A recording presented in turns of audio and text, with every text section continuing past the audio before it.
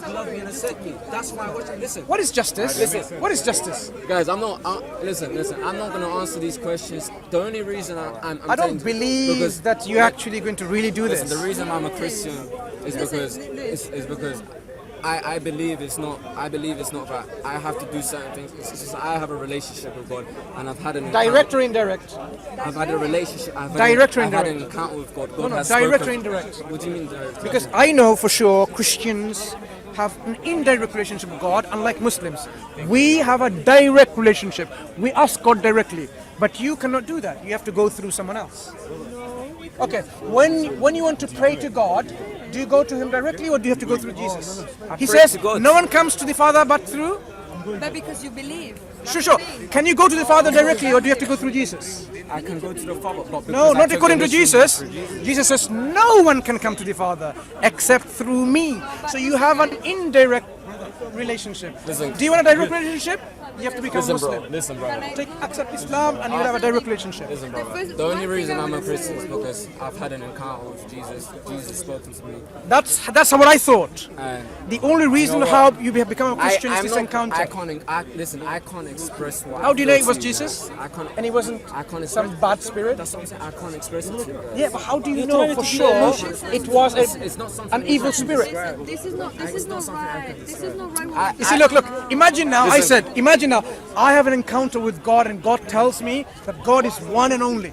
Now, are you going to be able to argue against it? I don't feel like arguing, guys. Honestly, I don't want an argument. I don't want nothing. And you know what? I found it. Is it just? Listen, no, it's not arguing. I'm not the most theological guy. No, it's not a theology. Common sense, right? Is it just to punish him for the sins of everyone else, an innocent person? Is it just? Do you believe in justice, first of all? Is God just and demand justice? That's our just. I'm sure you believe that. You believe God is just, I believe God is just. God demands justice, so we should all implement justice on earth. Kingdom of God should be based on what? Justice.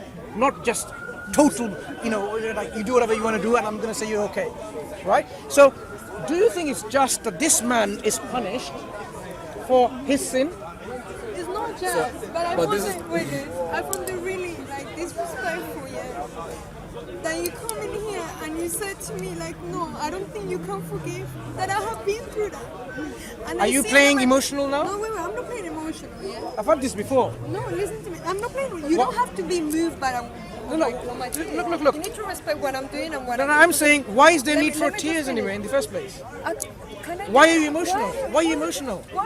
What we were discussing is, you are asking God. I'm going to finish what I'm going to say. It's really disrespectful, in a way that you say that we don't forgive, that I have been through that situation. Listen, we don't want to do this. I'm not saying you don't forgive. I'm sure there are people who can forgive. If you're really hesitating, but do you want us to become, we can believe in what you believe. But how is it going to change? I don't want you to be unjust. We would like you to be just persons. Just person means you deal with the people who are criminals. You're saying, no, it doesn't matter what their crime is, we forgive them, we love them, we continuously love them, right? We pray for them, and they continue to do even harm to us more. They rape and they plunder and they cheat and they kill and they murder, they loot, they commit genocide, infanticide, ethnic cleansing, and we just love them and carry on loving them and forgiving them. As I told you since the beginning. This is not what God did in the Old Testament. So you don't believe in the same God. In the Old Testament, look what God did. God sent his army and says, go to the city and kill, smite, slaughter, man, woman, children, babies, donkeys, asses. Do you know why? Is that his love? Listen, why did God do that? Why did God do that? I'm not going to raise my voice or anything. No. I'm being emotional, I'm sorry. It's alright. But why did God do that? It's alright. And I understand when you said in the Old Testament God was punishing. It's the same God, but right? This is why Jesus came, man. So Jesus can save God. Is he not the same God? All the anger, all this. Is he not the same God? All that sinful, because the people of God was always seeking a way to reach God. They all of these stories, Abraham, it was all a story to reach God. And so people, so obviously God was angry. So this is my concept of Jesus. Jesus came So through him, I don't have to feel like this. I don't have to feel like the people of God, but I need to sacrifice. that's already So through Jesus, now I have a direct relationship with God. So that's what I believe. We're gonna do I mean, this. that's injustice. That's Innocent believe- man you to believe be that. slaughtered and to We be wanna- put we in wanna be- crucifixion. That is injustice. Wait. We want to be partial in here, yeah? You believe that you're going to heaven, yeah? I believe that I'm going to heaven. I will see you there. Why are we fighting in here? But I'm saying, emotional. according to our belief, But this is not. Do you think this is actually no. No. What I'm saying is, according to our belief, whoever, this is what God says, whoever ascribes a partner unto God, like ascribing a son, paradise is forbidden. Hellfire is the only destination. Look how I feel now. I'm feeling that anyone who ascribes a son to God or a daughter to God, they will never smell paradise. They will remain in hellfire, eternal punishment and suffering, torture for eternity to eternity. Look at the consequence. It's mind-boggling. How can people ascribe partners to God? You seem to be quite happy ascribing partners to God. You're saying, you know what, God has a son, and yet when analyzed, Jesus, he doesn't know when hours come. He says, the son doesn't know, the father knows.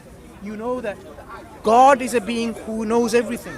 Anyone who doesn't know something now couldn't have been all-knowing in the past. So an ignorant person cannot be God, qualified in any way, shape or form. An ignorant person who is not God is not even worthy of worship. The one who is worthy of worship, you would accept and agree, is the one and only, the all-wise, the almighty, the all-knowledgeable, the eternal, the absolute. But the picture that you're giving me about Jesus Christ, he doesn't know everything, so he doesn't know when the fruit's going to be in the season or not. He doesn't know who touched him, because someone touched him in the crowd. He says, who touched me? Because clearly I can see power has gone over me, and this woman with menstrual problems is healed. He doesn't even know. So clearly the Bible describes he is actually someone who is not all knowledgeable. He says, I have been sent. God is not sent by anyone. Do you understand something? God is the one who does the sending of the prophets and messengers. But you have a picture. He is sent. He says, I have been sent. I mean, not according to my will. I do things not according to my will, but according to your will. In the Garden of Gethsemane, do you know what he was doing in the Bible? He was weeping and crying. He says, let this cup be away from me. Not according to my will, but according to your will. He is surrendering himself as a Muslim. This is what Islam is. Submission and surrender to God. He was surrendering his will to God. He says, not according to my will, but according to your will. O our Father, who art in heaven, hallowed be thy will. Thy will be done. Thy kingdom come, right? Thy glory forever and forever. So Jesus Christ is making very clearly, God that you and I should worship is the God who is in heaven, not the one who is on earth, There's one thing I want to who's say. come down, you believe, because God is God who is almighty. But you ascribe Jesus Christ divine attributes and know that he's not actually divine. That's one thing I want to say. It's like in the Bible says that our justice is not God's justice, and that's one thing. Our justice is that. It's like we want this, we want that punishment. If that happens to you, this is gonna happen. But that's the thing. That's our justice. But God says, my justice is not your justice. That's one thing. And then there's another thing that it says. Yeah, you haven't killed. You haven't raped a girl, you haven't done anything, you haven't robbed, but in your head you have. You have sex with a person in your mind. You have robbing a person in your mind. You have done stuff in your mind, yeah? So if you're doing all this stuff in your mind, you think it's fine because you haven't done it. No, I But don't for think it's God- fine. But for God, it's bad. So how is your mind and your heart? Like you all the time are good. We know all the time good. And no one in here. No But we one have to in cleanse here. our heart. You see a girl And our and mind. you go and see a girl like this. You go So we have again to and see cleanse the girl. ourselves. No. Like you see a girl and you straight away like God, seriously, align my thoughts to you because I don't want to think in a wrong way. We are in agreement into this.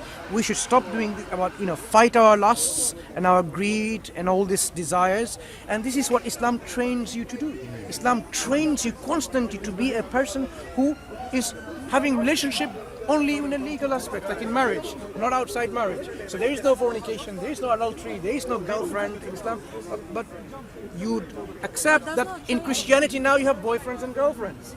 You should have that either. You should have no boyfriends and girlfriends. You should just suddenly say, okay, now let's get married. But that's not Because not what is a true. boyfriend and Because girlfriend? You literally you come love close that to each person. other. No, how can you love someone when you have no relationship yet? Because the only relationship you have when you have a husband and a wife. When you're not even married, you can't even just love that person as a really like you do your wife or your husband. That's lust. Imagine now someone's a boyfriend and girlfriend and they're having this, I like him so much, and that's lust. You should stop that from happening. So in Christianity, the whole concept doesn't even work because you need to start getting married first. That's not true. I'm sorry to correct you there. But Okay. that's not true because Tell I me. believe. I believe. So how does Christians get married? Yeah, I believe myself. This is personally, yeah. Because marriage doesn't start just before you know married. Marriage starts since you the whole thing, yeah. You need to have God in the before and after. If I like someone, I'm not. This is the thing. If I like someone, I'm not gonna be like, as you say, and that's last. Oh, I like the guy. I'm thinking in there. No, like God. I feel this feeling because I'm weak. And I like man. I'm not gonna be like, no, I don't like no one. No, God, I wanna put this feeling in your hands, and if it's your will, He's gonna do it. I don't have to push his stuff. I don't have to go to the guy and put the arm around. I don't have the guy to kiss the guy. No. And I said this to my friends, yeah? I'm not gonna kiss a man until the day I'm gonna be on an altar and be married to a man. For some people, it's really strange, even for Muslim people, because I have seen Muslim people and Christian people, couples, not be married, and they kiss. That's I'm what not they gonna do. do it. So that's very For good. me, That's it's very bad. good. So you're trying to follow the teaching. But I'm saying, but you will still have the lust against that person. This is still lust, and that's adultery. When you feel for someone, then you're going to be close to someone. What is this? So He's you not wanna married to you. You want like a rearrangement? No, I'm like, asking. No, I'm asking you. Look at the practicalities. This individual is not married to you. You're not married to that person, but you are actually feeling this connection. That's lust. That's not acceptable. That's adultery according to the Bible. So you commit adultery before you get married. There's no other way when you're connected with someone. No. You need to. There's a thin line, and I'm really good at this. This is a thin line. Obviously, you like women. I like men, and there's a lot of. Otherwise, you wouldn't be married. Yeah. This is the only thing. Marriage is not just created to create. Yeah. Marriage was created to enjoy with your partner. To have that relationship first with that person. This is one thing. If you like a woman, if you like a guy, this doesn't mean that that is last until you start having thoughts in your head and you allow that to go in your heart. And then that's why when you start thinking, being a wife in your head, acting like a wife, knowing that that's not your husband, that is adultery, and you're running Okay, away. so I can see where the thin line is. Very good. I hope Christians behave this way. Then it will be a very nice world rather than the sexual promiscuity that we are saying, right? Okay, so no problem with that. That's fine. I mean, this is the system that you have. In our system, in Islam, then we have to get married, and then love will blossom. No problem. So I would like to leave with these thoughts that we discussed, right? Worship the one who is worthy of worship. The only being who is worthy of worship is the only true God, who has all the absolute attributes, perfect attributes, not deficient attributes. Anyone who shows deficiency in attributes is not perfect. If you're not perfect, you're not worthy of worship. That is why anyone can claim I'm God, or they will all show deficiency. Either they're limited, they're finite, and they're dependent. God is an absolute being who's independent. So when you have the Father, the question that I asked you before, the Father and the Son, is the Father dependent on the Son for his existence? The answer is no. The Father can exist without the Son. He's independent of the Son for his existence, for his life. So if the Father can continue his life without the Son is redundant. You don't need the Son for God to be God, Father to be God. So here you have the problem. You have a one God who's totally independent, God by himself, and you have another being who's also God. That's another God. And you have another God, three. So why do you settle for tritheism? You say, no, actually it's not tritheism, that's triunitheism, or Trinity. They work together. Three gods working together? If you're independent, you can't compromise because you're independent. Imagine one of the gods says, you know what, I've got something in my head, I have a thought. I'm going to keep it secret. That's what the father says. Can he keep it secret from the son? The son is all knowledgeable in your belief, even though textually not. The son would find out the father is incapable to keep his plan secret. More than one absolute is a rational impossibility. It's an illogical thing. So if one of them says, I want to kill him and annihilate him from existence, the other one says, no, I want to make him alive for another 100 years. What's going to happen to absolute being in this? So you say no, they will have to compromise. The moment you compromise, you're not most high anymore. You're not the Almighty. You are actually becoming lower and weak. You're not the most sublime. Yeah? So that's why we're saying the only being worthy of worship that makes sense is the one and only God who is absolute. One and only. Not two, three, or two in one, or three in one, like in Christianity. So leave with this thought, ponder more. No one's going to take your belief away, because you believe, that's yours, and that's between you and God.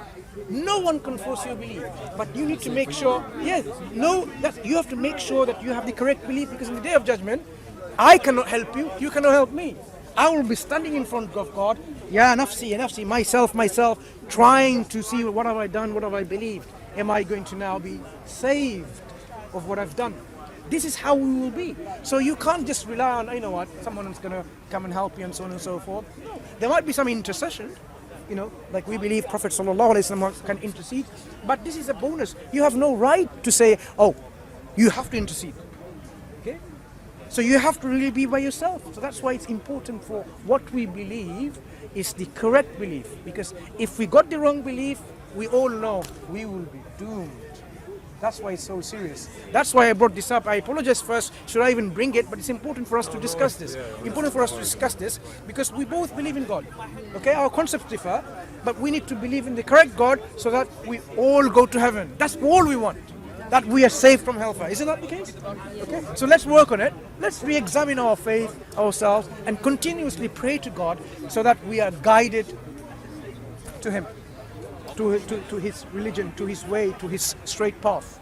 Okay? And this is where the success lies. That we are actually not arrogant people, we are humble and weak, and we constantly ask for help and God guidance. Okay? So let's leave it to that. It's quite late, we have to go. What's your name, bro? Okay, I'm Mansur. Your name? Mansur, Lewis. Nice to meet you. Lewis, nice to continue. Nice Okay. Nice to continue. What's your meet name? Diana, okay? Take care. Don't spend too much time because Speakerscorner at this time of the night, you might have some crazy discussions, so leave that discussion. And you know, society is so messed up, isn't that? And I'm